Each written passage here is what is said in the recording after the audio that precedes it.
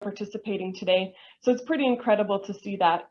My name is Natasha Teamstra, and I'm an executive director at Alberta Children's Hospital. But in this role, I'm really honored to be one of the part of the leadership team and part of this team with PEAS across the province, helping to contribute to improved quality in care. So you'll see this notice that's just popped up on your screen about being recorded. So I have to do this formal notice of recording. So from now on, don't say anything that you don't want to go down in history forever. So this presentation is being recorded in video format by AHS. The recording may be used and disclosed by AHS for educational purposes, and may be further broadcasted by AHS in other presentations, publications, or promotions. This may even include conversion to digital format, storing, and publication on webcasting technology. So I hope you all clicked agree, and we can continue on with that. So as we get started, I'd like to kind of just do a bit of a recap on our previous ILC session in late November. We gathered to prepare our teams by teaching you about innovation learning collaboratives and talking about the methodology and working on your team charters.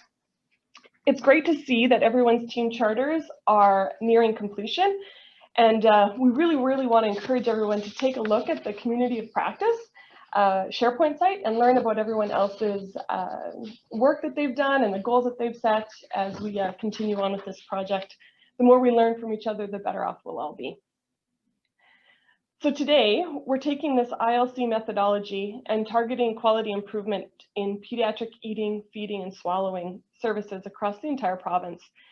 You'll be learning about creating a balanced scorecard, which is an evaluation dashboard, and you will create an action plan identifying practical steps to implementing and testing out the improvements that your team wants to make. This is quality improvement work, which is different than clinical expertise or expert practice updates, but it also does lead to those improvements down the road and the learning about expert practices as well.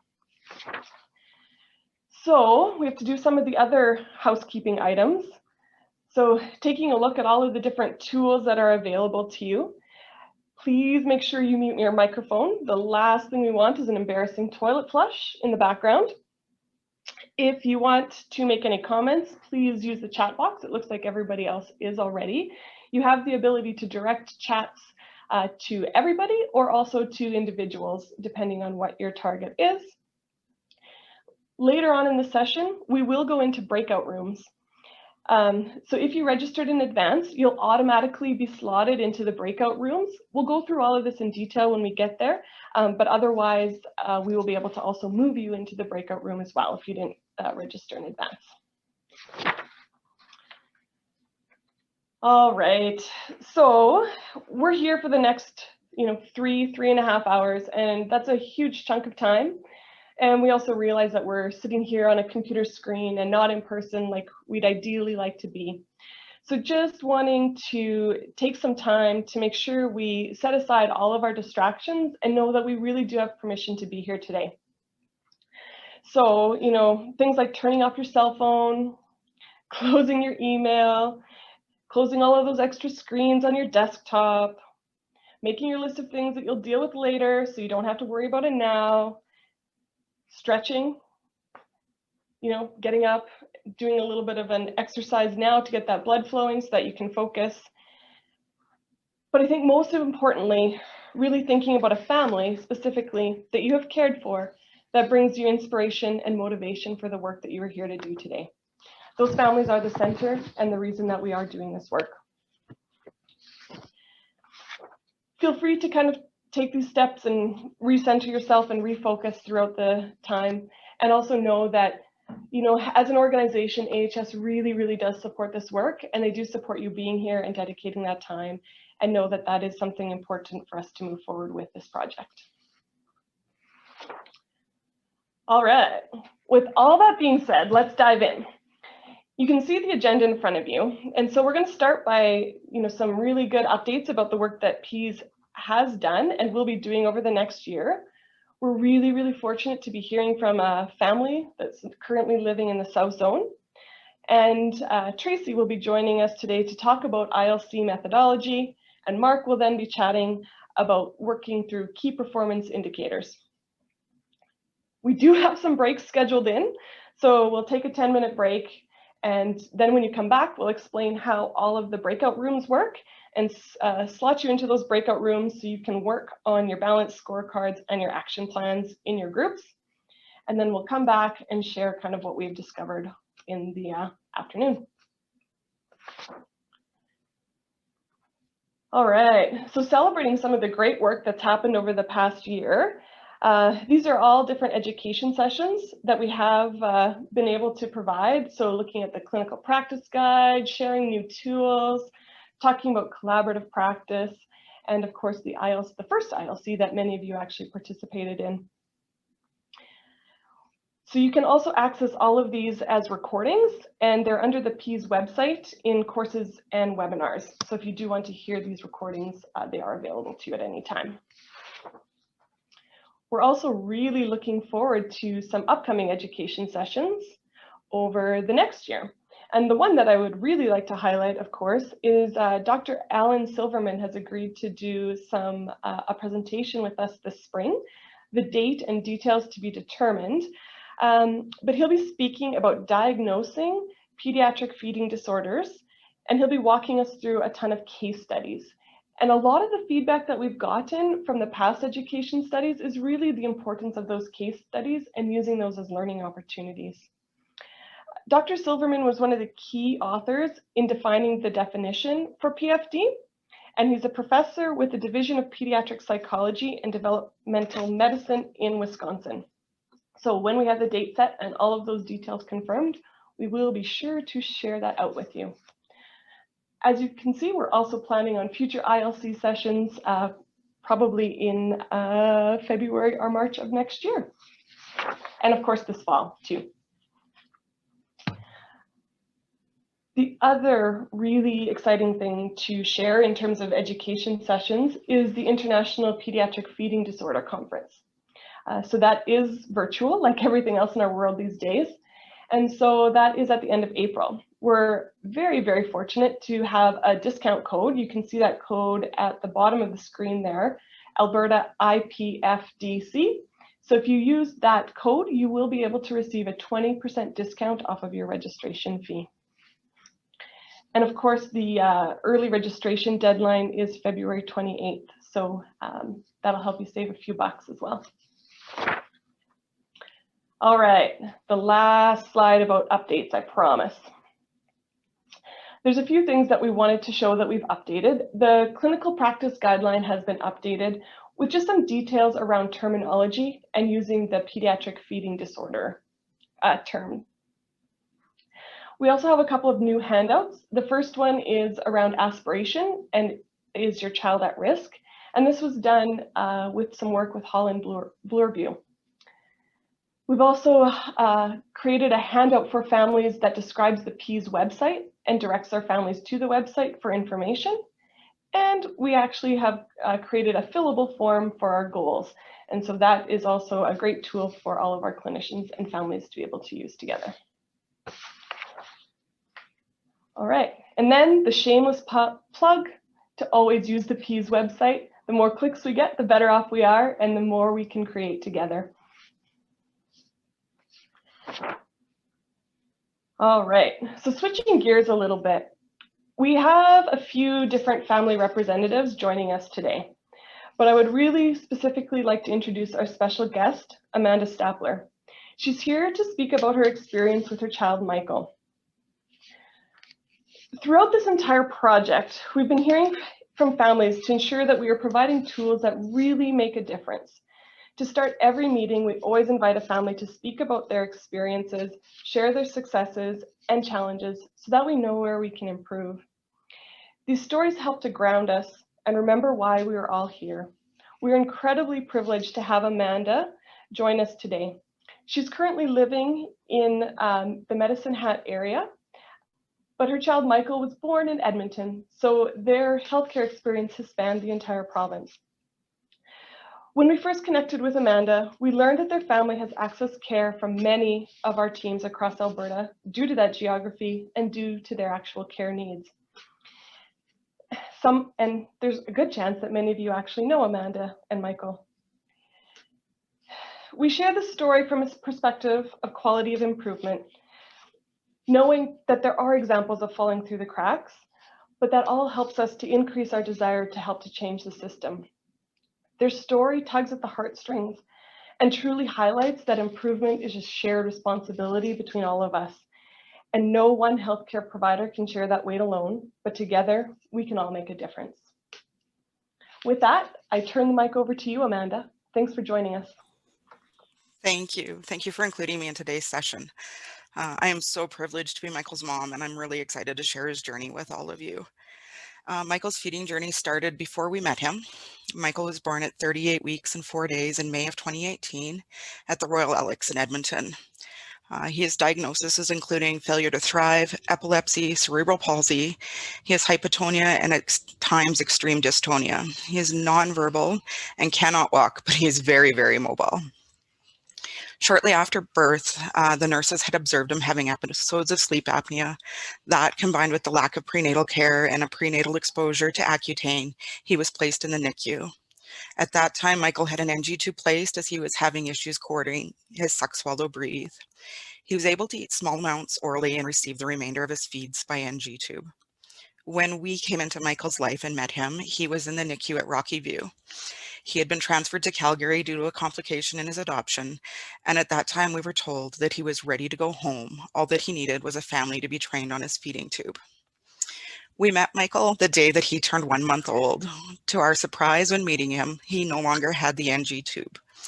He had been determined to pull it out, and they had decided to see if he could get by without it. His volumes unfortunately decreased, and we were looking at a longer NICU stay. So at that time, we opted to be transferred to Medicine Hat's NICU so we could be closer to our home and closer to our daughter. The NG tube was reinserted for that transfer home, but during the first night in Medicine Hat, he once again pulled out the tube, and it was never reinserted. When leaving Calgary, we were given instructions from the OT on what type of bottling system to use and how to feed him to build up his strength. But once we arrived in Medicine Hat, all of this was ignored, and nurses all had their own plan to get him eating to go home. But each different shift of nurses had a different plan on how to achieve that goal. In the end, we were sent home using a bottle that we could not buy off the shelf. His transfer to Medicine Hat had occurred on Friday of the Canada Day long weekend, and we were discharged on the holiday Monday, so we weren't able to see any of our regular team members during that stay. Following discharge, we were introduced to Michael's pediatrician and dietitian, Janine, at the Pediatric Specialty Clinic. Occasionally, we also saw an SLP, but once we had an OT through Children's Allied Health, the feeding component was handed off to them. However, that OT had other items to focus on, and the feeding component was lost. Over the next few months, we worked to get Michael to consume enough, and slowly he made progress to the point of trying purees at 8 months of age. We had it in our minds that if we could get to solids, we could fortify his diet and move past his feeding issues.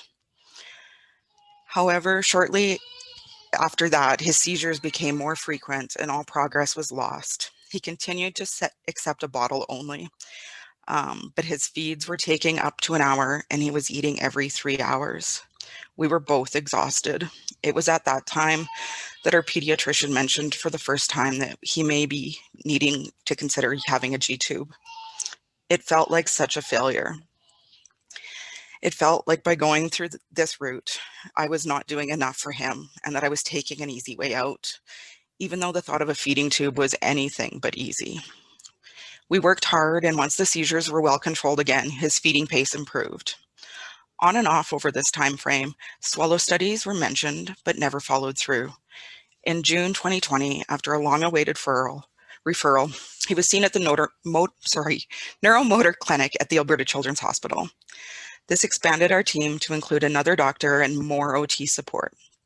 We were fortunate that his new OT, Jen, was also connected to the swallowing clinic and initiated a referral for a swallow study. When asked if we were a part of a feeding and swallowing clinic, I had said no. I knew Janine was taking care of his nutrition, but I really didn't feel like the bigger picture was being addressed. I didn't even realize that we were already in a program. On September 22nd, he had his swallow study at Alberta Children's.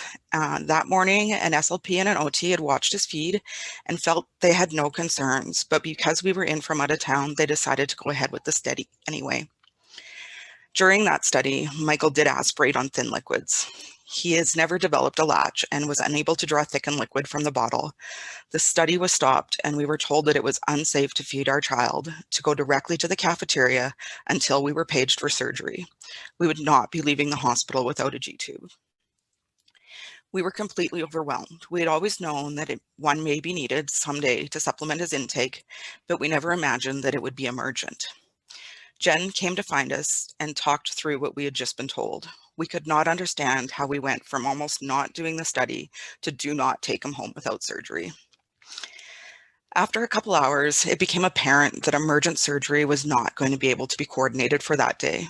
We were sent home with the impression that we would hear within a week and surgery would be shortly after. We got home and we waited and waited. Jen was amazing. She served as that central person for me to direct questions to, but weeks passed and we had heard nothing. I was worried at every feeding that this would be the time that he would aspirate and develop pneumonia. I finally started cold calling departments to find out when his appointment would be. I was able to track down the surgeon that had received the referral, only to be told the appointment was going to be for a consult, not for surgery. The 10 weeks between the swallow study and the consult with the surgeon were the longest that I think I've ever gone through. During the consult, the surgeon had anticipated a January OR date, but when following up with his booking clerk, I was informed it would be 12 additional weeks. To be told, don't take your child home, he's not safe to feed orally, to a 22-week for surgery seemed unimaginable. We were very thankful to get in on a last-minute cancellation, and Michael had his G-tube placed on December 17th. I had told the surgeon I would be happy to be there Christmas Day if it was an option, and I'm afraid he thought I may be serious. I found training from HENT to be incredibly stressful. The day of the surgery, the OR was behind, and when the HENT nurse came in to start training in day surgery, it was very difficult. Due to the stress of the day and trying to keep Michael calm, I was not able to actively listen and learn everything that I needed to take my child home safely. I also found instructions were not always given in a way that was clear to understand. It also wasn't until after surgery that we found out about the equipment, or the lack of equipment, that we would be going home with. We would not be going home with a pump. We lived rurally from Medicine Hat, never mind our trips to Calgary, so I had assumed a pump would be given to be able to feed him on the go. We were given no direction that we should be looking for IV poles or hooks for around the house to give gravity feeds. Due to the disconnect between our OTs in Medicine Hat and Calgary, we also had nowhere secure to feed Michael. Once we were aware of his aspiration, Medicine Hat had stated that they had a loaner feeder seat Michael could use, but the harness wasn't supportive enough, and it was fitted with a transfer belt to apply the deep pressure that he requires. However, after surgery, that transfer belt could not be used due to the tube placement. We were also told at discharge that home care would be arranged for nursing support when we returned home. Once we were back home, we were then told that that wasn't the case. As we attended this pediatric specialty clinic, we would receive our nursing support there. This was also frustrating, not knowing where to turn for support. I have another child that cannot attend appointments due to COVID protocols, as well as the additional travel time. I love the nurses at our clinic, but home care would have made our life that much easier. Throughout our journey, we have often felt lost between specialties and places.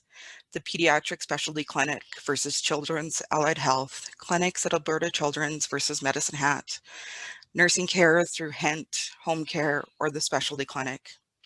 At times, I still do not always know who to turn to for what. Having the consistency of Jen from Neuromotor in the swallowing clinic was the first time it felt like something was finally cohesive. While we were hoping to have Michael's feeding issues behind us by now, we are just starting a new chapter. His G-tube is still scary to us, but it's also exciting and new. We have Janine's support to start incorporating a blenderized diet, which is something I'm truly excited for.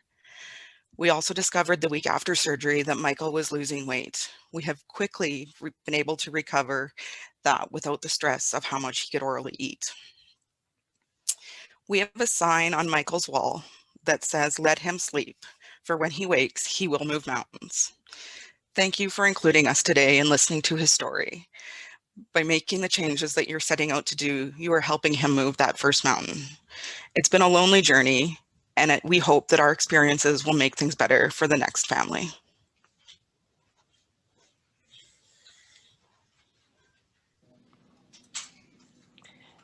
Thanks so much, Amanda. We really appreciate your courage and your bravery to share your story with us today. We do have some time set aside for some questions, so I hope you're okay with that. You bet. So open to any feedback, any comments in the comment and chat box. Lots of really positive things that are starting to show, thank you, Amanda, thank you for sharing. But I would also like anybody to feel free to unmute and ask any questions or thank Amanda directly. So Amanda, hi, it's Tracy. I'm going to be speaking after you. So you've just made my challenge really difficult.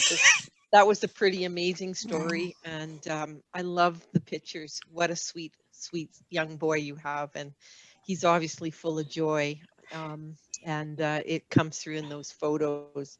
My question to you is, given everything you know now, what advice do you have for us? Like, what would be one or two top of mind things that we could do better from the get-go, or we could be thinking about to improve on for other families going through similar circumstances? And I don't want to put you on the spot, but you probably have some good ideas for us.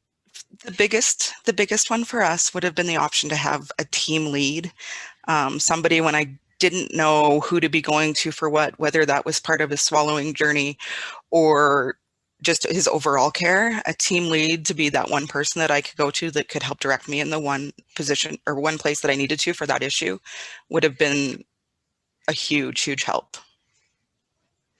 Sort of a point of contact. Yeah. Yeah. Yeah. Great. Thank you. I do have another question for you as well, Amanda. Sure. In our COVID world, you alluded to it a little bit in your presentation. We've been working hard, and sometimes in a good way, and sometimes it's been more difficult with our virtual care. And I'm wondering if you've had any experience since COVID's happened, especially because you do live in a more rural area with virtual care, and what your thoughts are around that. I love it, and I hope it doesn't go away. We were able to see so many different doctors in that that would have been put off or were put off in the beginning. Virtual care saves us trips to Calgary like you wouldn't believe. I can take half a day off work versus 2 to 3 days for an appointment. It's been amazing, and it's helpful with trying to find childcare for siblings. It's been a big thing that's helped a lot. Thank you. Amanda, I know that you and I got to speak a little bit before your presentation, and yeah, thank you so much for letting me into your world. I know at one point you talked about how you didn't even realize you were in a feeding clinic, and I know it sounds a little bit trivial, but you talked about how it was even just the name of the clinic. And do you want to just speak about that a little bit? Sure. Locally or verbally, everyone refers to the clinic in Medicine Hat as the Pediatric Outpatient Clinic. On paper, it's the Pediatric Specialty Clinic. At one point, we were handed a survey about eating and swallowing, and I looked at my husband and said, I didn't know we were in an eating and swallowing clinic. Professionals know why they're there and what they're doing, but again, it just never translated down. In hindsight, yes, absolutely, he was a part of one. But there's so much going on in your mind when these kids are getting so many labels and things going on that without it being put point blank, it didn't even sink in. Thanks for sharing, Amanda. There is a question in the chat box as well. I heard your experience of others just not listening to your needs, listening to your readiness, listening to your fears and anxieties. As healthcare providers, do you have any thoughts on how we can better position parents to be heard and how we can actually hear you instead of just listen? That's a great question. I think for me, it may have come back to having that team person to help me digest what information I was getting. Because in the moment, you don't have time to process everything. And then me personally, it's like, well, who do I bother with this? I don't really want to bother with that. So if there was somebody who, I don't want to say needed to take the onus to check in with me, but for me personally, that would have been huge in our group to say, okay, this is what you were told, but what does this mean in plain language?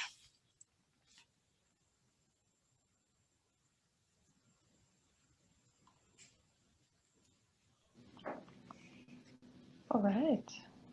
Thank you. I had a quick question for you. Mm-hmm. I love how you mentioned like a team lead or a navigator. I think that's so essential. I'm wondering if you feel that this person would be better suited in a community role or in acute care role or connected with a clinic, like in your mind with all your healthcare interactions. Where do you feel this person would be best suited?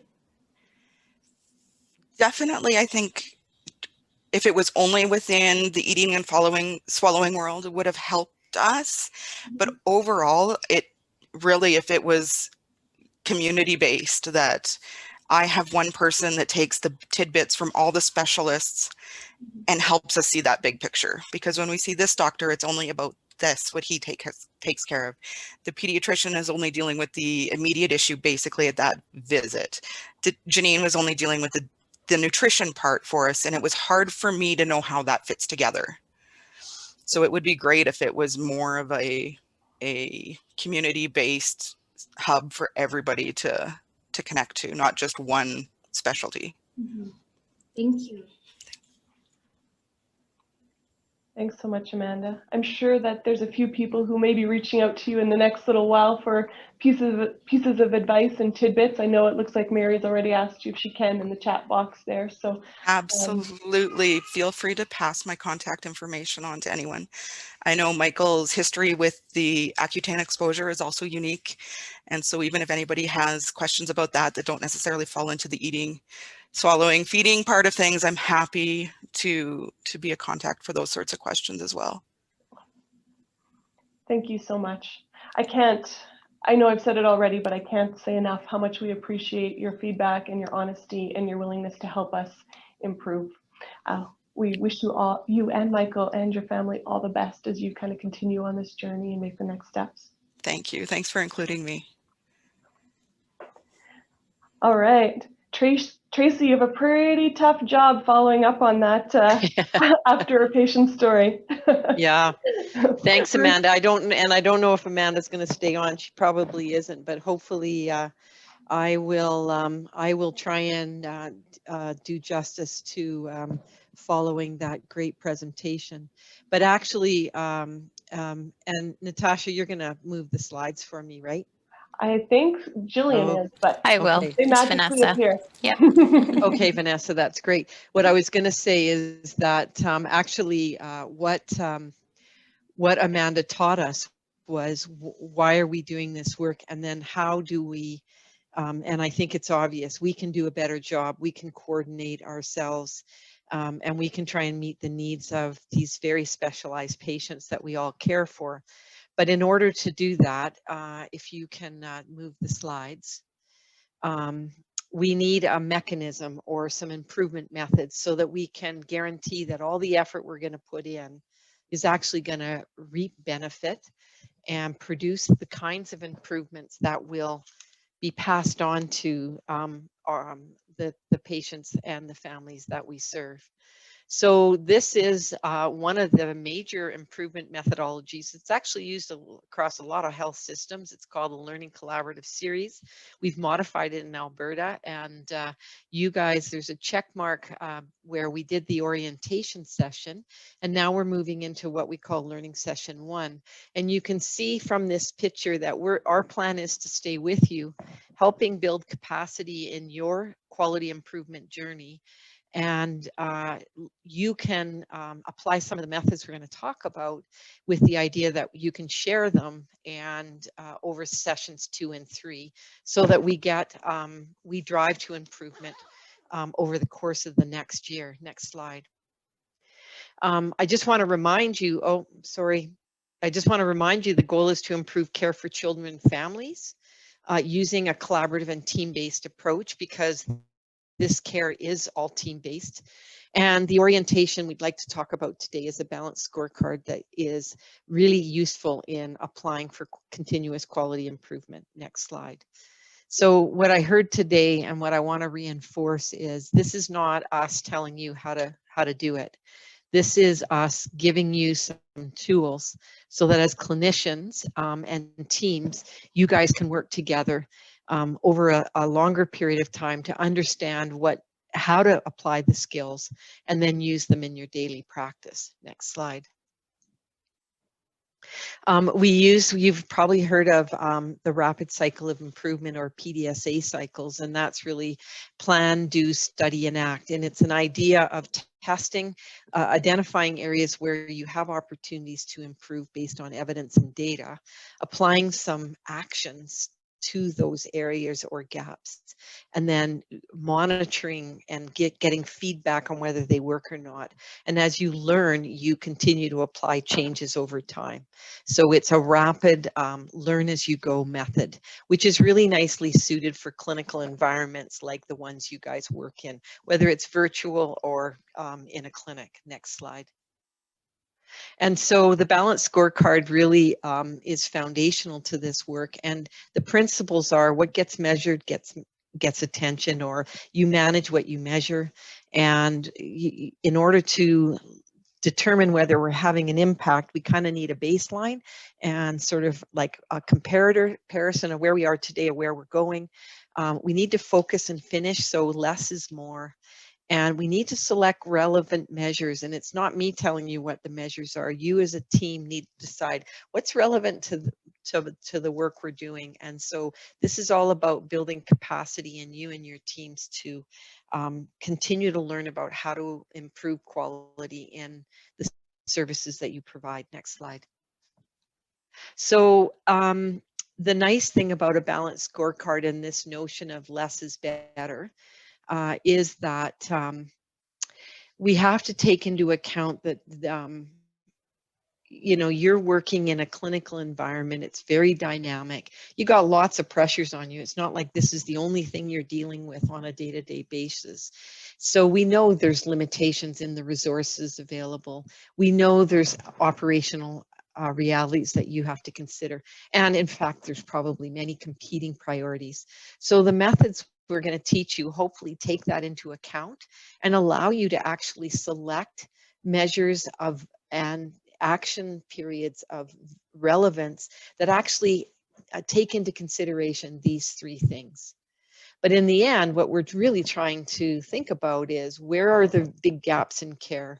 How can we improve quality, and at what cost to us? And cost sometimes isn't just financial, it's time, it's energy, and it's burden, cost and burden to patients and families. Next slide. So the only way to get started in this journey is to have a common definition of quality. And in the SCNs, we've really reinforced this, and actually in Alberta, we've really adopted, AHS has adopted a single definition of quality. And this is the Health Quality Council of Alberta's 6 dimensions. And we like it because quality isn't one dimension. Quality is many things to many people. And depending on where you want to target your efforts, this framework allows you to think about it from multiple perspectives. And those definitions are there. I just want to reinforce that.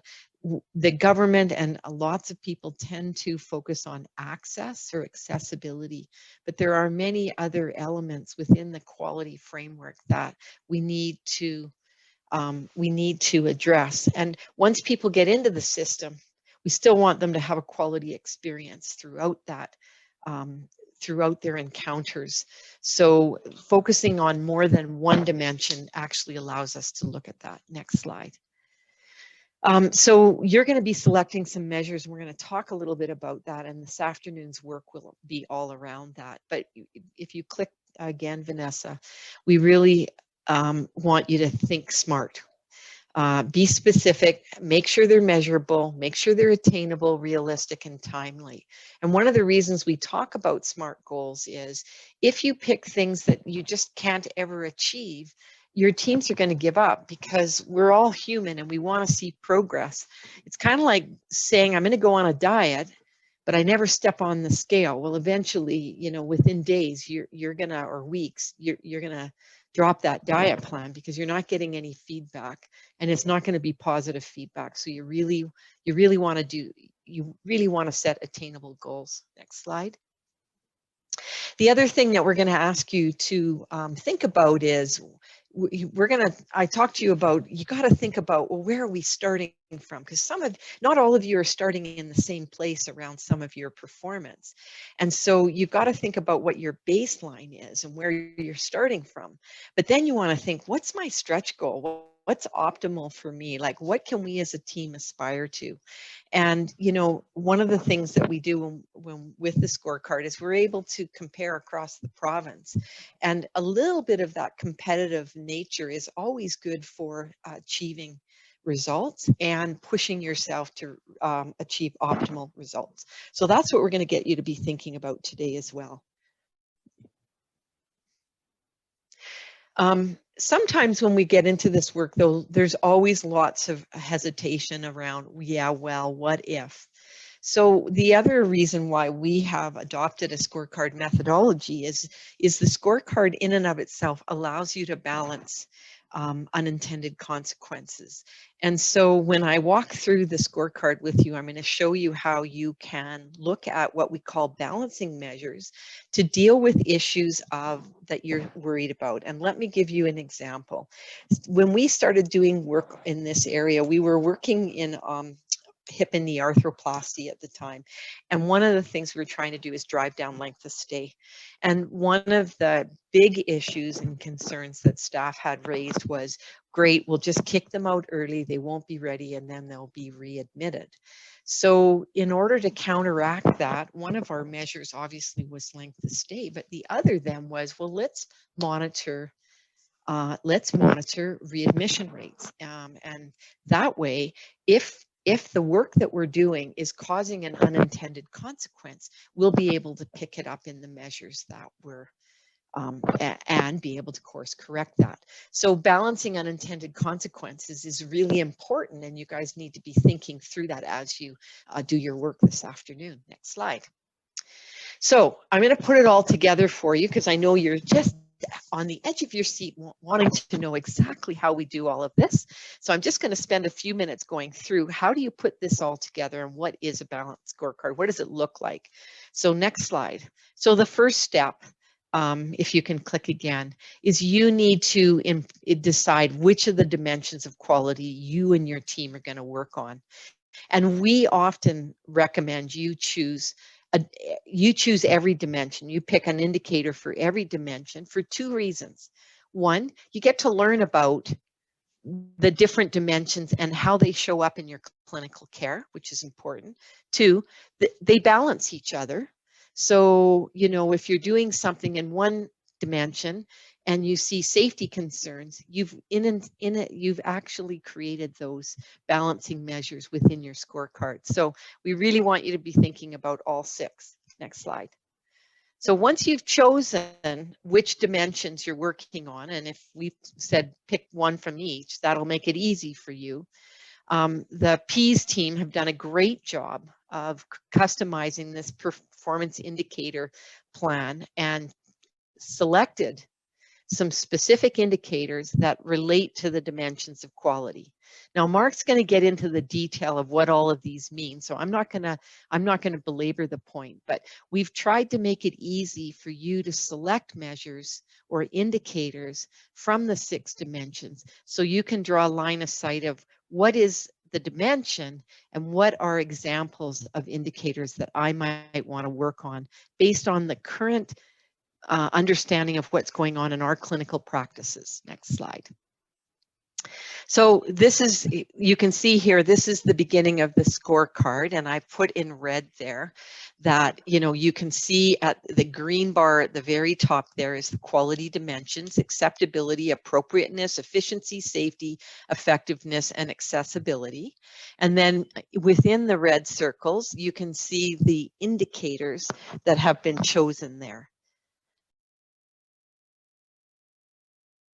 Sorry, I had to cough, and I don't have COVID. So then the second step is, once you figure out, okay, I've got my dimensions, I have my indicators, how important are they? And we try and calculate this out of 100 because we want to try and look at your improvement, how you improve over time. So we divide the 6 dimensions by 100, which inherently forces you to make choices around what is more important than the other. And you can see down at the bottom the weighting, that in this instance, acceptability, appropriateness, and effectiveness have been weighted heavier than accessibility. Efficiency and safety have been weighted heavier than the accessibility criteria. And again, this is not our decision or the team's decision. This is your clinical team's decision as to what is most relevant to you. And you will have a really nice, robust discussion at your table or in your virtual rooms as to why that is. Next slide.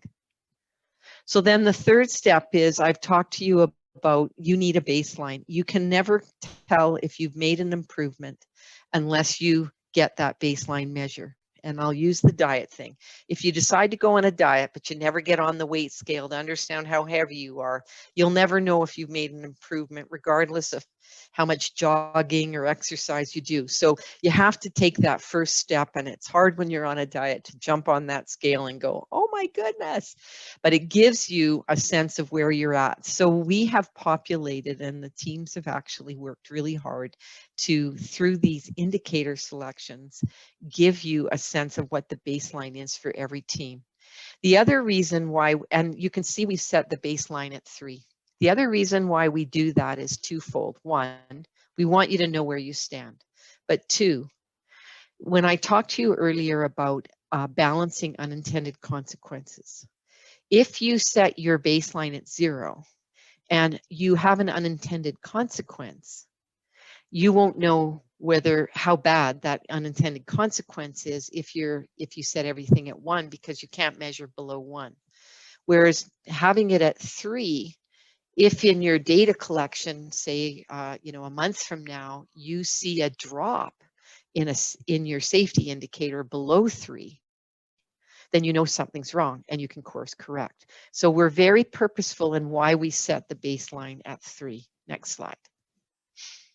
So the fourth step is, okay, so you have your dimensions, you have your indicator, you've weighted them, you know what your baseline is. Now's the work. Well, how are we going to improve on that baseline? So you need some measurement tools and some strategies to figure out, well, 2 things. What is the extent of the improvement using a scale of 1 to 10? So what's optimal? And that's your 10. And then what's your baseline? That's 3. And then what would you guys determine is incremental gains in quality that you would want to consider so that you can start to understand whether you're getting anywhere or not? Keep clicking, Vanessa. So you get your baseline, your ideal, and then what's the increasing difficulty in getting to that optimum performance? And again, when you go on that diet, first couple of weeks you shed pounds, and then you got that last 2 or 3 pounds to get rid of, and it's tougher. So you want to make sure you can identify when you're close to ideal, because you may have to push. It may have to push you or apply a couple of different tools to get to that finish line. And I noticed that there's a note in the chat box around a drop in performance doesn't necessarily need a bad thing. And you're right. in a couple of instances, thank you, Jay Snyder, in a couple of instances, we may not have captured your baseline correctly. And now that you're getting into much more detailed reporting, you may actually have to course correct that. So again, you have to understand your data and understand what you're trying to achieve and the tools you're using.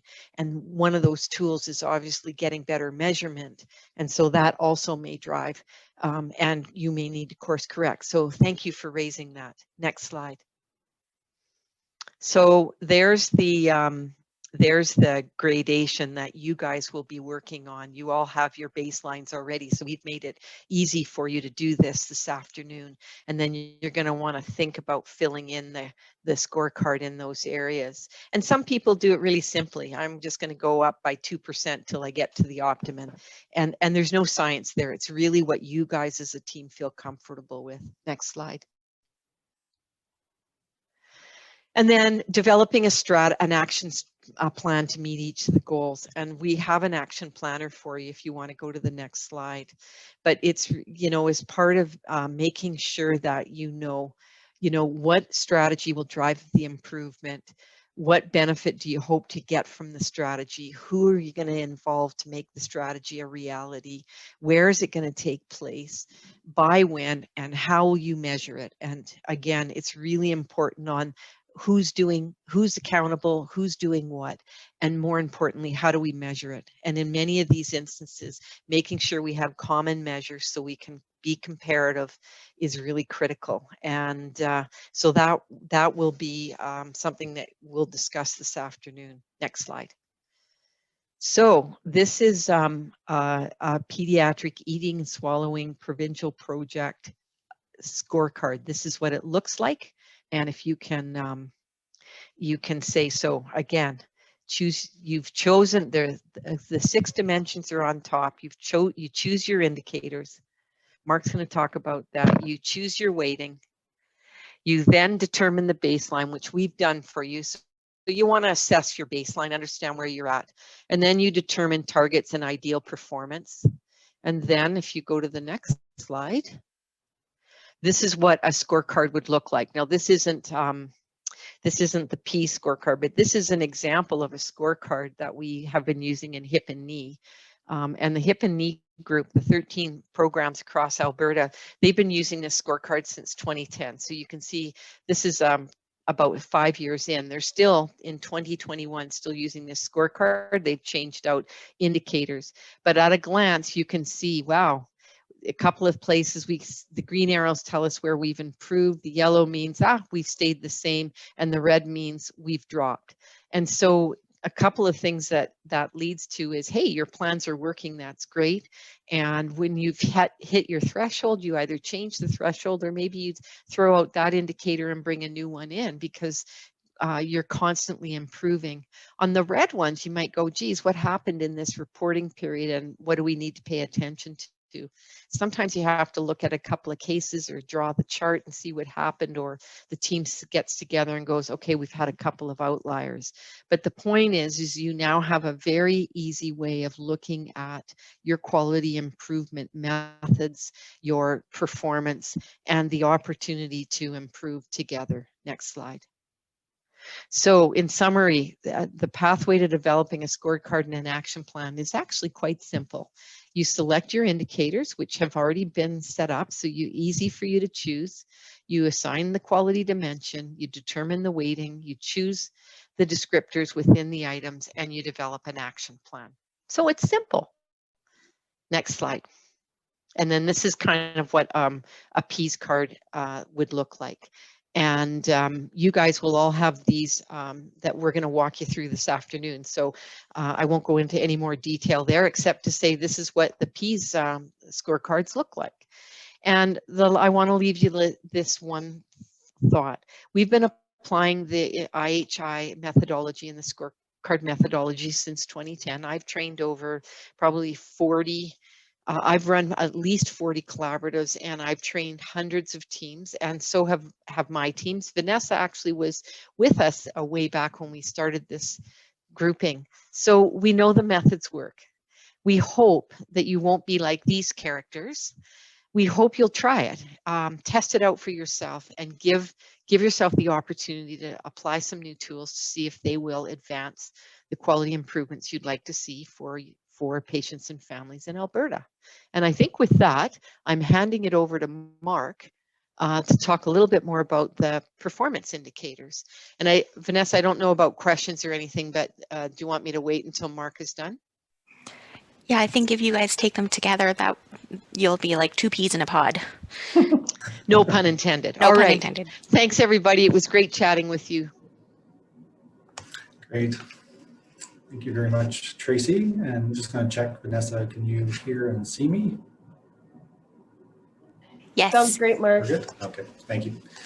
So I'm Mark Moland. I'm the manager of audiology and children's allied health, based out of Lethbridge and serving the western half of southern Alberta in the South Zone. And so really want to thank Tracy for sharing that. And I think that perspective of it, this does work. There's a science and experience external to AHS and certainly for many years now within AHS as well around how the ILC and the balanced scorecard approach can work. So I'll talk a minute just about kind of the trust in the process. So I'm also the co-chair of the evaluation sub-working group, and our names of our excellent team are up there. So I co-chair with Dr. Justine Turner. And I think one of the keys with this working group is it really has been a culmination of lots of work from these folks, as well as looking at the literature, all the experience. And the group is really made up of we've had input from managers like myself, frontline staff, experts in clinical analytics and understanding what data we have in AHS, as well as input from family advisors throughout our process.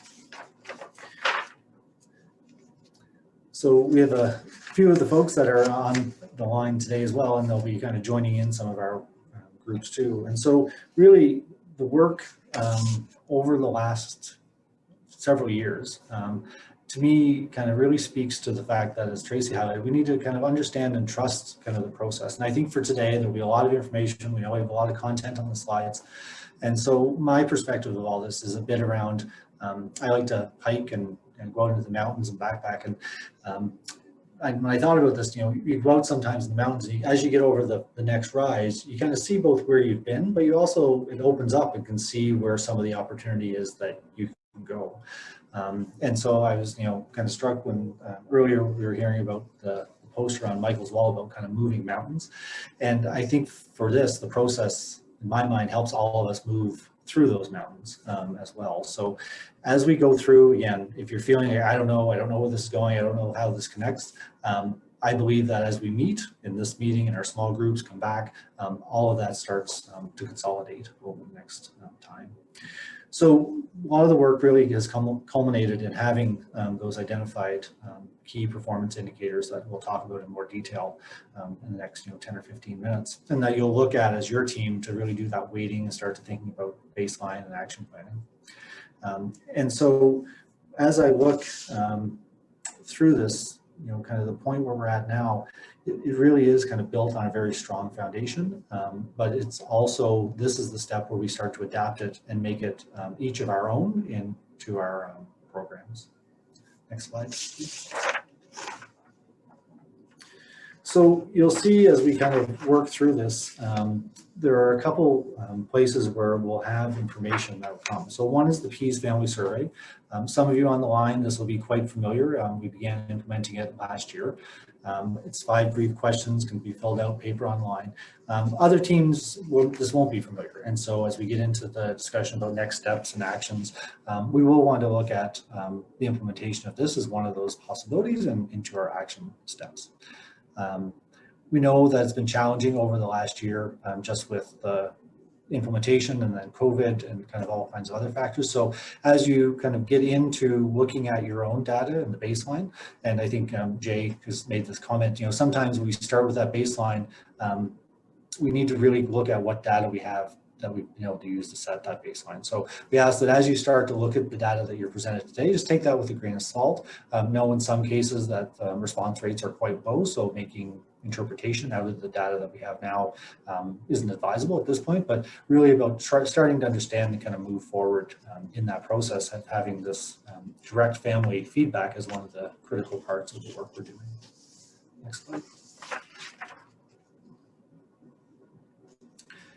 So when we start to look at the questions, the third one, as we start to look at, in addition to looking at the family perception, so that information we get in from the family survey, we also wanted to get an understanding from clinics reporting about how we feel that we're doing being able to see clients in those first periods of time. So we've set 2 weeks and 6 weeks as two of the kind of key measures, and really looking to get that self-report from the discipline leads or the team leads with feedback from their teams about how do we think we're doing. So we get both the parent client report as well as our own internal report. And in some cases, we may be able to use some of the data we have in our programs to also augment that.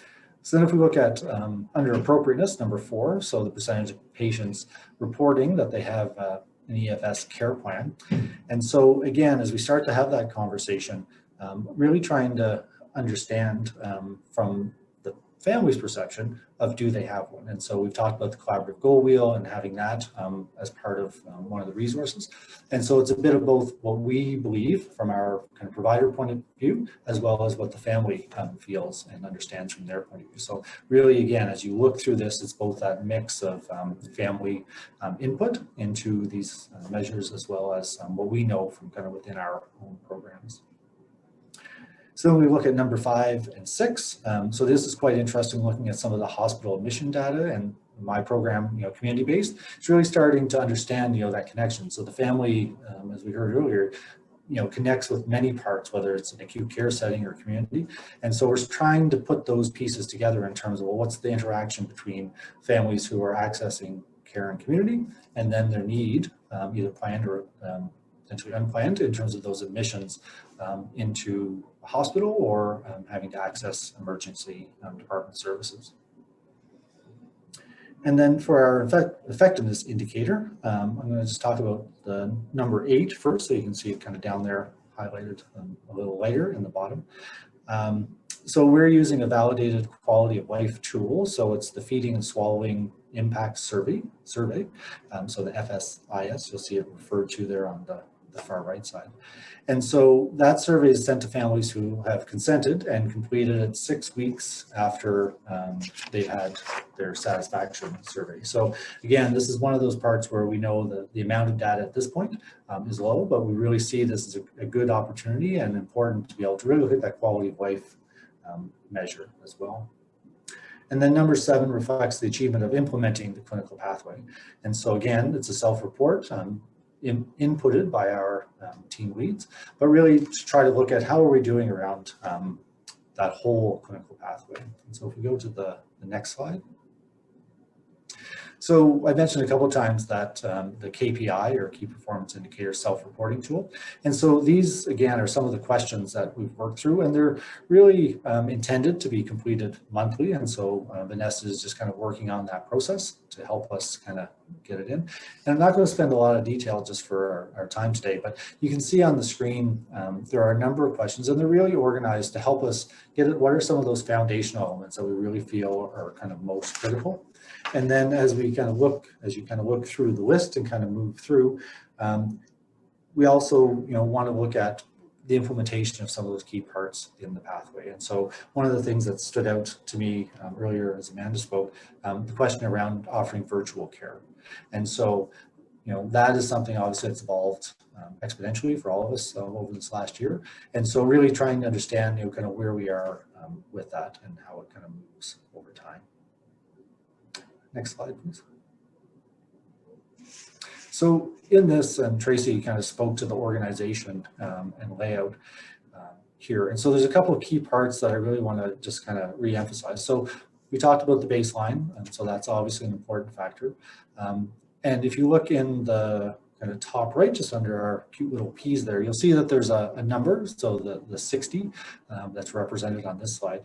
And so it really is, as Tracy said, trying to take all of these and balance them out and look proportionally at where are we at today and how do we rate that most important, or the amount of weight we put for each of those dimensions of quality. Again, really trying to think about, as we move one, what kind of balance do we want to cross them? So that's, again, some of the work that we'll do, and hopefully will make a bit more concrete sense as we move into the second part of this afternoon, as we start to put those amounts out of 100 into each of those columns.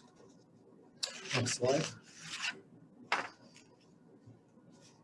So this is an example of the template, and you'll have facilitators in each of your small groups that'll kind of work you through and kind of help you understand kind of which piece. But really, as you look at the filling it out together, it's that yellow line at the bottom, again, based out of the 100 that we really want to focus on. Again, as highlighted at the beginning, we have lots of this information. It's available on the PE's website, and we certainly encourage everyone to join the community of practice and be able to access those materials from that site outside of today and outside of this meeting as well.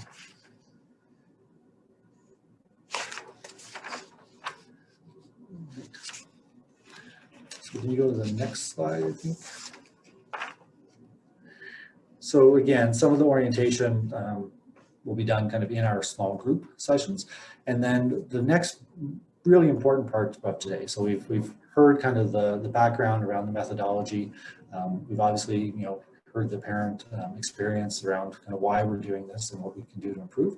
And then that's going to help us move into this action period. And so really looking at moving out of this ILC into that action period. We'll spend some time today now knowing each of those key performance indicators. Where do we want to go? And so again, we probably won't get all the way down that road today, but having this as a format and understanding kind of where we want to start to prioritize, and Tracy spoke about, the focus and finish, where can we start and where can we move forward? So again, this will be work that we'll do with our facilitators in more detail this afternoon. And then I think the next one, then when we come back at the end of the afternoon, it really is that report out. So as we go into that group, we'll have the team leads share back in this template some of the answers that they've found in terms of the questions that you can see up on the screen. And so again, kind of going over it a bit quick, but just knowing that there is that foundation of the vision and kind of the evidence around why this works and how it works. All the work and foundational work that's been done to create each of those key performance indicators and each of those columns of the dimensions of quality. And now it's about each of us in our own programs starting to put that weight, looking at our baseline, and then starting that process of identifying where we want to go next to really go back to the beginning, which was ultimately to make care better for the children and the families that we serve. So I think then some of the instructions for small group will come back after the break, I think, and get into those and do our breakout rooms. And I believe at this point, Tracy and I, if we can answer any specific questions that you might have. Nicely done, Mark. Well done. Here's the baton. You can keep it. Well, you and I had a tough story to follow. I think, again, for me, it's always about, I know for all of us, we come to work because we care about the children and families that we serve, and hearing the story at the beginning, I think, just in that part of the conversation today gives us some great ideas of where we can take into that next action period. So, so questions for us?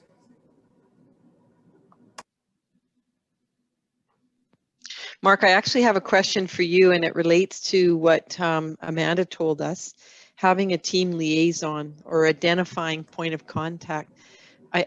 Can you tell me, is something like that part of the, is that an indicator, or is that something that we can build into our scorecard methods? Because it seems like it's a simple solution, but it would prevent a lot of problems. And I'm assuming it would fall into not appropriateness, but acceptability, both from a clinician and from a patient perspective. Is that built into your metrics?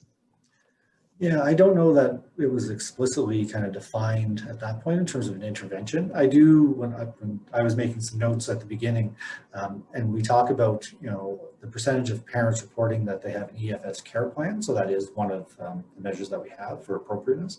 And we have the goal wheel that identifies that. And I think for me, one of the things that I took away, and I think our team will have some conversation about, kind of within that care plan, is that a piece, right? So you have the goal and you have all the strategies, but who is that person that, you know, as Amanda spoke about, that can help coordinate that care? So while it's not a specific measure, I think we can have some more of that conversation about what is the intent in terms of having that EFS care plan, and is part of that care plan having what was described in terms of having that key point person. Yeah, and I think maybe that may just to call out to the teams this afternoon as maybe part of, if that indicator about the care plan is selected, that one of your actions is the assignment of a point of contact as a sub action with, or as a sub strategy within that indicator. Yeah. So anyway, food for thought, you guys, this afternoon.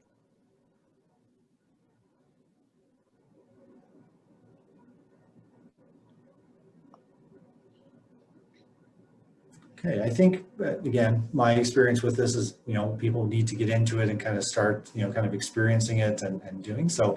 And we have an awesome all-star lineup of facilitators that are set up today, and Vanessa's done an amazing job of making sure we have all the resources and materials. So again, I think we'll continue to progress through this afternoon, but I have complete confidence that, you know, the pieces will start to connect this afternoon and beyond.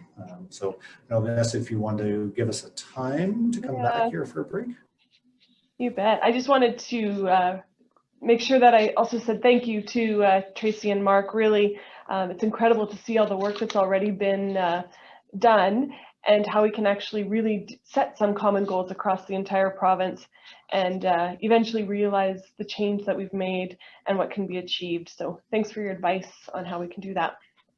So we are going to take a 10-minute break here, which actually means we're coming back at 1:45.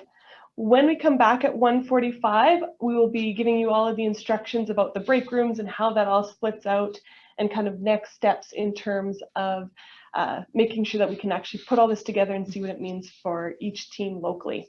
So with that, I will let everybody kind of stretch, catch up on some things, grab something to drink, and we will be back at 1:45. Thanks, everyone.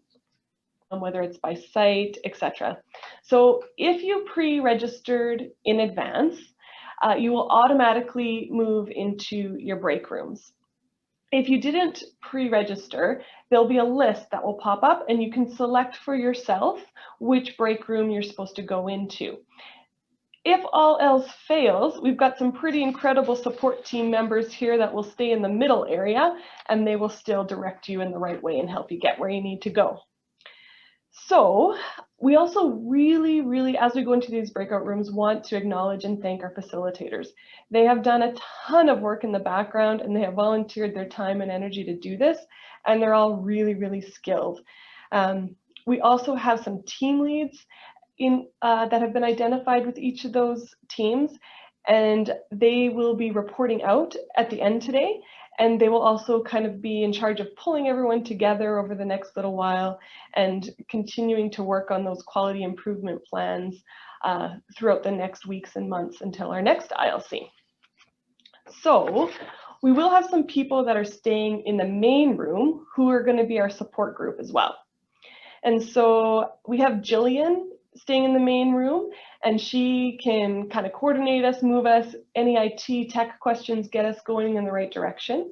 We're very lucky to have Manisha here, who can answer questions around Path to Care and the Alberta Referral Directory.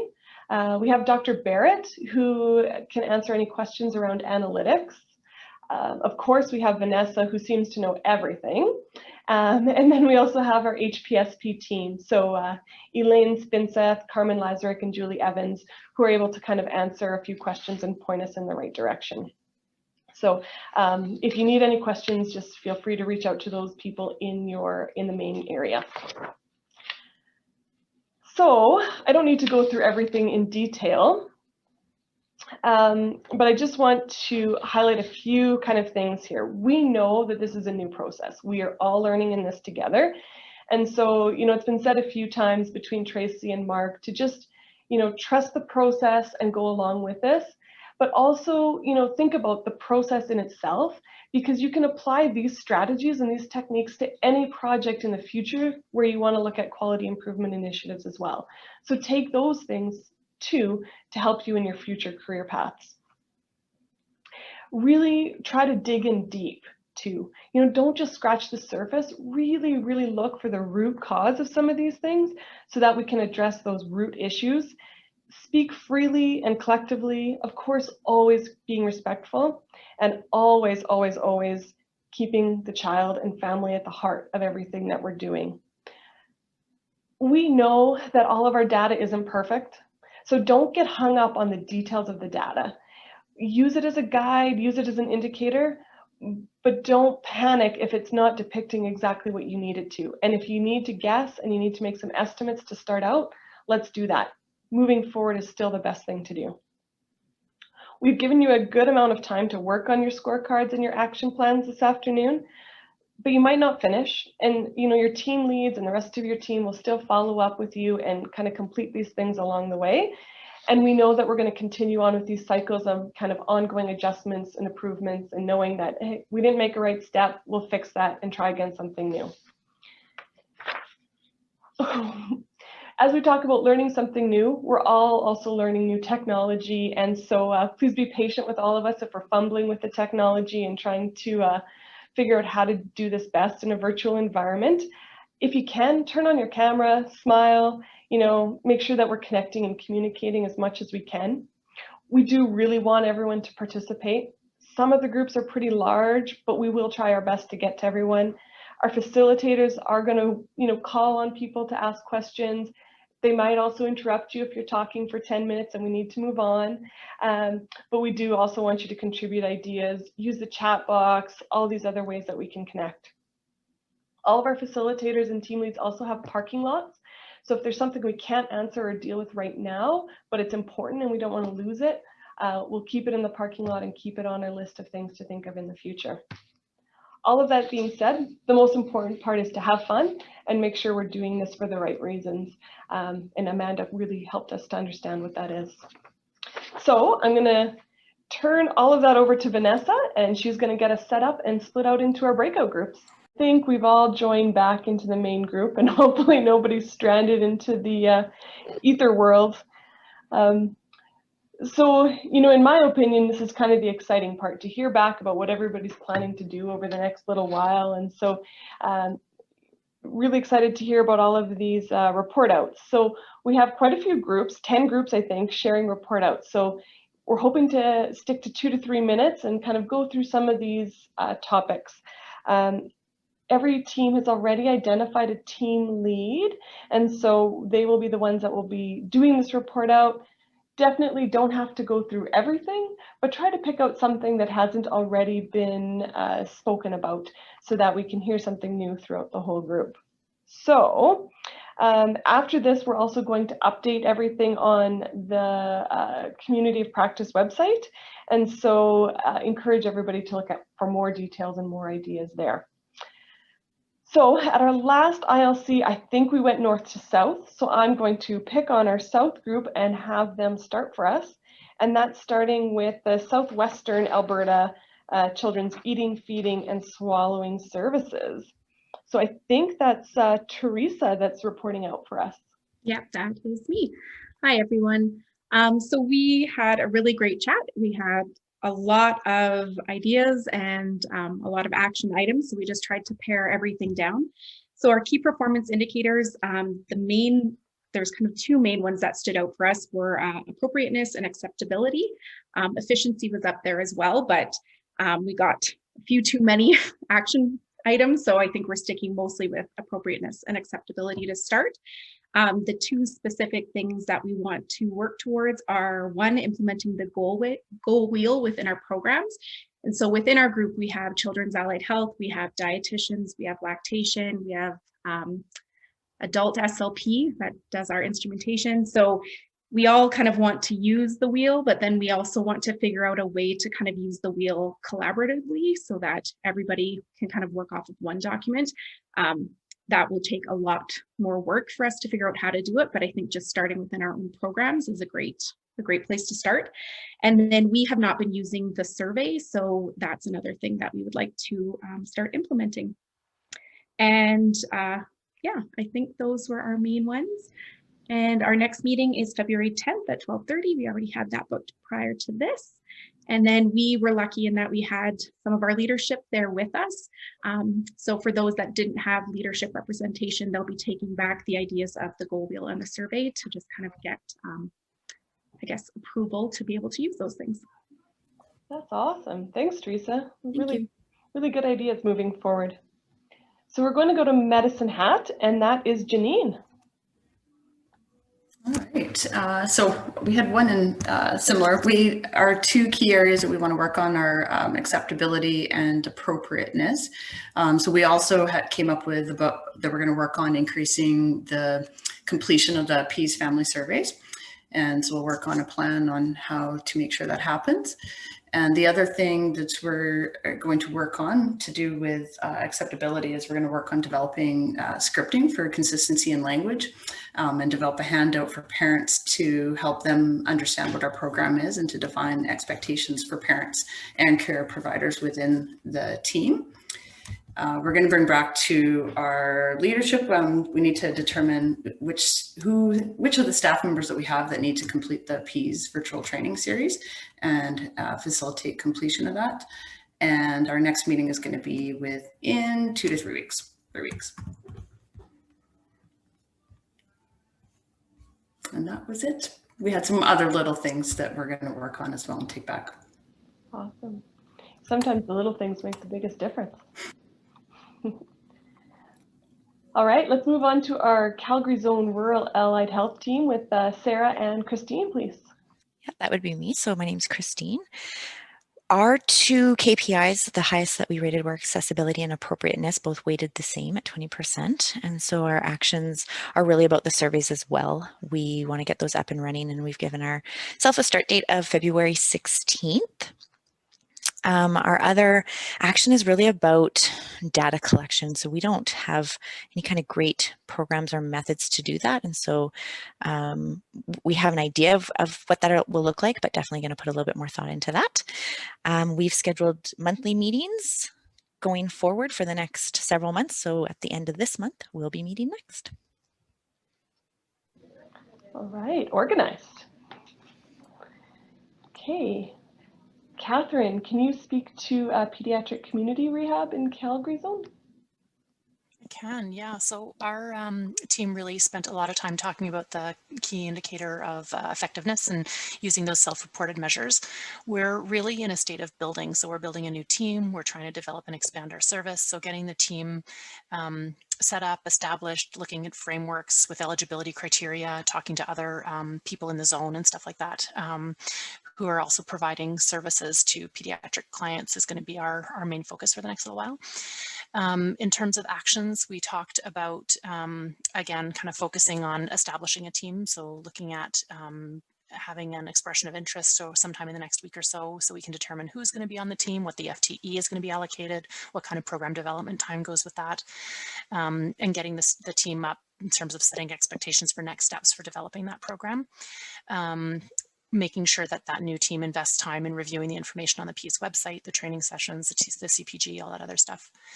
In terms of something that we'll take back to leadership for people who weren't here today is making sure that they, I guess, understand that some of our team members who weren't able to be here, that this is still a work in progress, that we were able to identify some priority starting places to help inform next steps, and that we'll need to focus on really cross-referencing and building the capacity of our new team with some of the information that's already out there.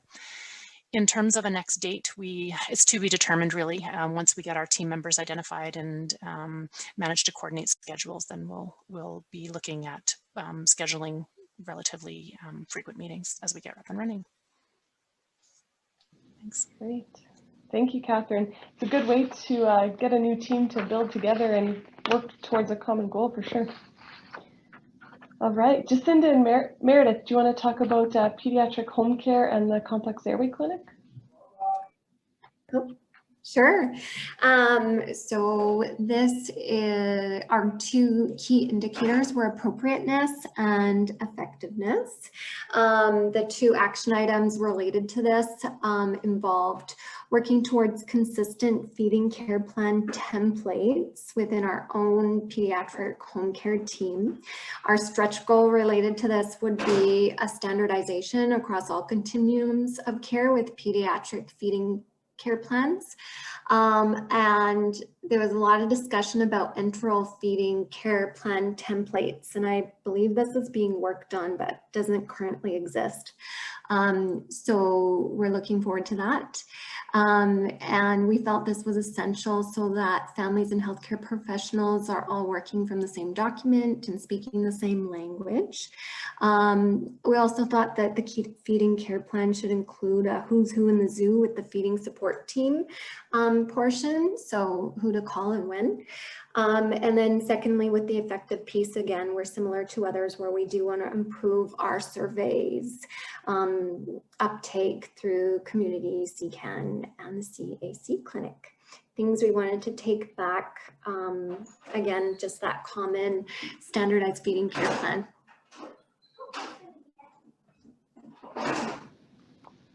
Great.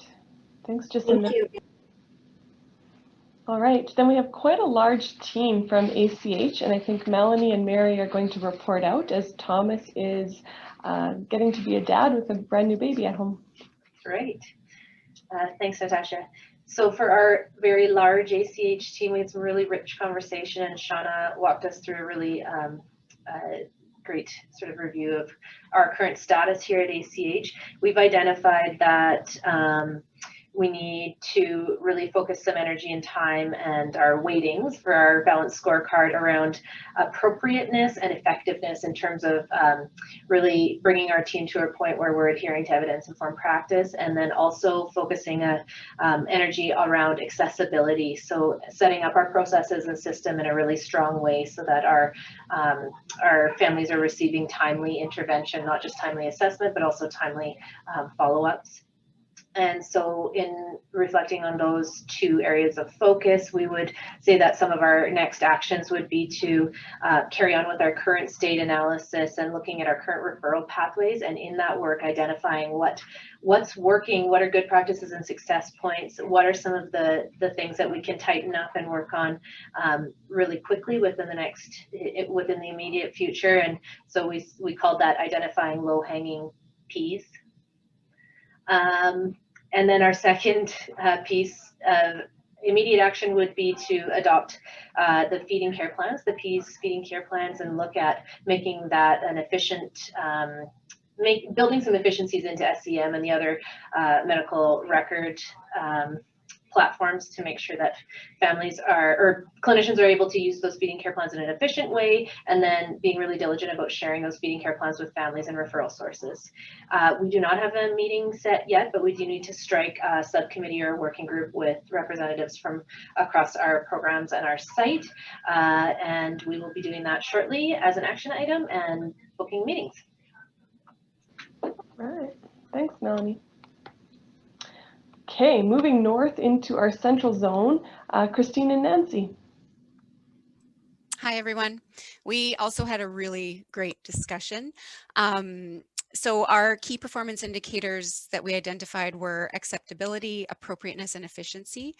And so some of the action items that we're going to do in the future kind of revolve around those surveys. Our numbers were lower than what we would like to see.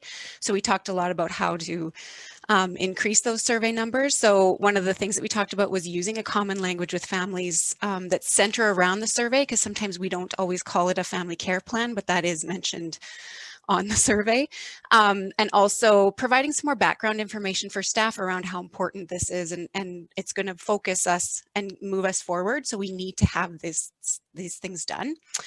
And then talking to leadership about that piece as well. We need more surveys done, but we also may need time with SLPs and OTs and people that are providing those services. We need to talk to them about it. So that's going to be something that we're going to be discussing with leadership. And then our next meeting is February 9th, so scheduled. Awesome. Thanks, Nancy. it's great that you talked about that terminology or the wording and the understanding. It's something that Amanda also really shared was important. So it's great. Okay, moving into Edmonton, the Stollery Home Nutrition Support Program with Renee.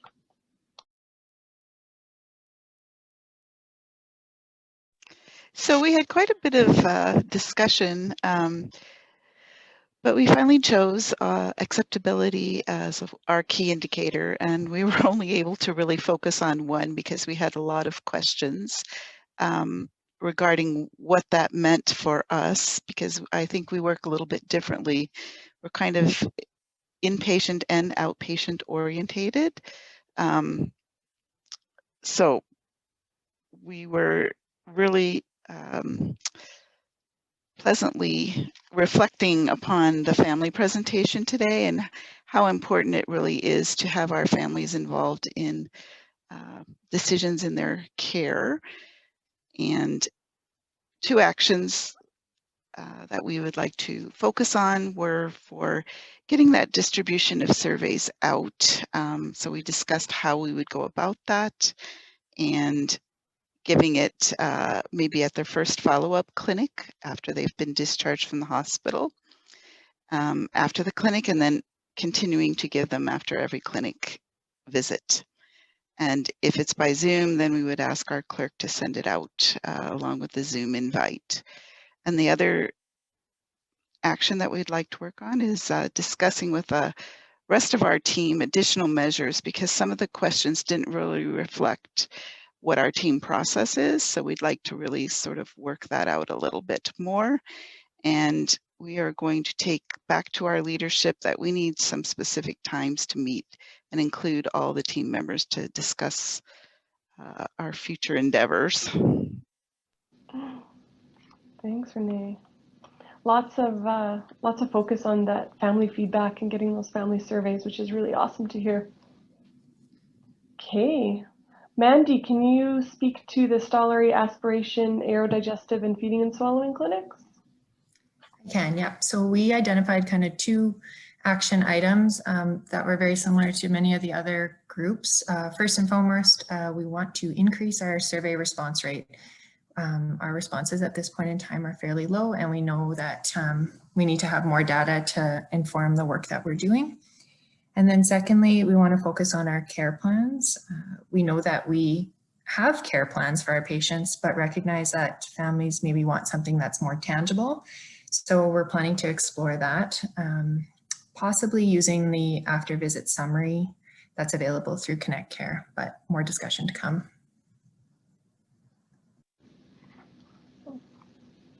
Thank you. Okay, and then when I started the conversation, I forgot that we had split our North Zone into two groups. So let's start with Grand Prairie and Laurel. Hi, we also had a wonderful conversation and came away with wanting to focus on families knowing that they have a care plan, and also, of course, feeling involved in the decision making. So we identified quite a few things that some we can do right away, some's going to take a little bit more time. We want to look at it at first of all, identifying an informal team lead, so that the parent just has one person to come back to rather than trying to figure out which one they need to phone. We also want to work on implementing a collaborative goal wheel, also taking into account, of course, what Connect Care is going to have in the build for us as well, so that we are going to be ready for that when we go live in Wave 9. Something else we talked about was engaging our families right from the beginning by including them basically as part of the team introductions and providing education to the parents regarding decision making and advocacy right from the get-go, so that they know how important they are as part of the team. And we're also going to be including our larger team right away. So moving on to the one thing that we're going to take back to the leadership or our group is that our next meeting is going to be on February the 9th at 12:30, and it's going to include all of our multidisciplinary team. So we think that we can start making some impact right away. Great. Thanks so much, Laurel. Okay, and last but not least, I'm going to turn it over to Cindy to talk about the rest of the North Zone areas. Hi everybody, it's Cindy Pruden here, and so can you hear me okay, Natasha? Yeah, perfect. We talked first about like our current state, and so basically in our current state and in the rest of the areas outside of Grand Prairie and maybe Fort McMurray too, we have like small communities where there's a lot of sole charge practitioners. That's not the case in every site, but that's a general trend. And at those sites, they don't get a lot of referrals, and so they are generalists, and that that when they do get the referrals, that the severity ranges into very mild things to all the way up to very complex. So it can be really a bit challenging. Also, yeah, that they don't have like all of their teammates necessarily around them. And we found that also in our current state, families aren't always able to move easily through the system, going back and forth from city services to our rural services. And that we're finding that we could do a better job with warm handovers, like both when we are referring to the city sites and then when they're referring back to us. So that's something that we kind of wanted to work on. Our next actions are going to be, one, to find our teammates, and then we're going to refer back to the P's CPG and really review our role in pediatric feeding and swallowing and do the competency checklist that's in there. We're also going to work with our tertiary partners and with our families and see if we can do a better job with when our local families have a consult with the city centers, facilitating that a little bit better and actually being part and joining by Zoom or joining virtually. So that we are learning from our city partners, but also so that we're there as a support for our families. And then, yeah, we're going to look at also professional development and what we like to do with that, starting with the resources that have already been laid out with AHS that are available to us and maybe the upcoming conference. I just want to check with my team if there's anybody else that would like to add something.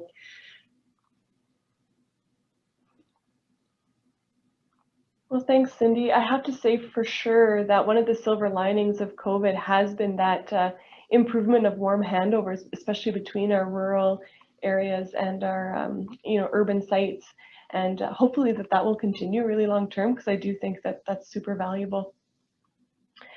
There's some pretty incredible work that's been done here already today, and I'm really excited to see what comes from our action items. We have been able to kind of go through this a little bit quicker than we initially thought. So just opening it up for a quick second, if anybody wants to ask any of their colleagues any questions or any other additional comments that we've missed. There is a question about our Glen Rose team, and unfortunately they are really swamped with all of this COVID craziness and actually had to decline the invite today. They are going to catch up with us after because there are a lot of redeployment and a lot of staffing considerations.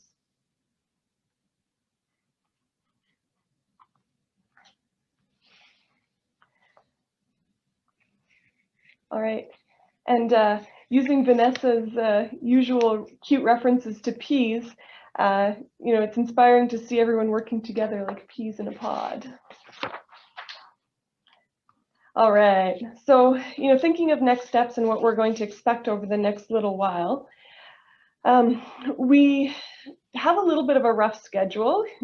We've all learned from COVID in the past year that timelines and priorities fluctuate and change, and so knowing that this will continue to change over the next year, between COVID, Connect Care, vaccine programs, other program planning and budget changes, we'll do our best to keep everybody involved and moving forward with this. We are looking at some education sessions like we talked about, looking forward to a second section of this ILC in the fall again, and then potentially even looking at a third ILC, continuing to follow up with scorecards and action plans and report outs into the upcoming year. So We are hoping that everyone will be able to post your balanced scorecards and action plans on the SharePoint in the next couple of days. And the PEAS team will be updating all the online dashboards with that information fairly soon. Your team leads are all in touch with us on a regular basis and keeping those scorecards updated monthly so that there's ongoing feedback and ongoing work that all of the teams can learn from each other at. And hopefully we'll see our scorecards actually improving over time as well. We know that there's lots of comments around the action items about administering the family surveys. And we do know that it's critical to keep our families involved and use that feedback to inform us. And we know that you will be meeting fairly regularly over the next little while to adjust your action plans. We missed meeting. Vanessa, can you move to the next slide, I think? Yeah, thank you. We really missed being able to meet and network in person. We know that it's not the same virtually, but we also know that it's really cool that we've been able to connect and participate regardless of geography, and that's particularly important for our rural colleagues. Which also leads to my shameless plug about the community of practice and making sure that we're getting people to connect and engage and share ideas on that community of practice and learn from each other. We're always trying to think of different ways, and we've even had other provinces reach out to connect and learn from the work that we're doing.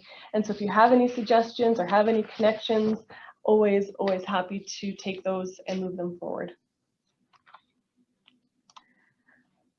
All right, so as we reach the end, we're even a few minutes early, which is quite miraculous and nice for a Thursday. We would be remiss in not thanking all of our speakers. So, you know, Amanda, none of this matters without the input of our patients and families.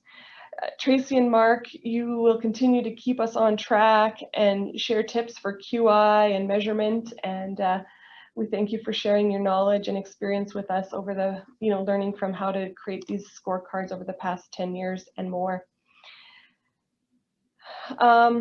We have a huge support team, so we know all of the people that were in our main room answering all of those questions and committing to get back to you when we don't know the answers. Vanessa, none of this happens without you, so thank you for all of that. We commented earlier about the incredible work that our facilitators have done. You know, the technology really is starting to blow our minds, and our facilitators are, you know, keeping ahead of us and making sure that everything works properly and using that technology to the best of its ability. We know that our team leads are working in the background, collating all the information and submitting all of the information and communicating back to our team. So thank you for all of that work. And then of course the PEAS team and the leadership team who have done all of the work in all of our different areas, whether it's the updating our CPGs, whether it's working on our evaluation plans, and making sure that we have the most accurate information as soon as we can. So with that being said, none of this happens without every single one of our frontline healthcare providers and every single one of our teammates doing this work and finding it as important and prioritizing it and advocating for our patients and families. And so we are incredibly grateful that you are taking the time to do this and also find it valuable. And we look forward to hearing back from you and seeing what you're doing with those action plans over the next months. Thanks everyone, and I hope you are doing well. Give us your feedback and ideas so that we can make our next ILC session even better. Take care everyone.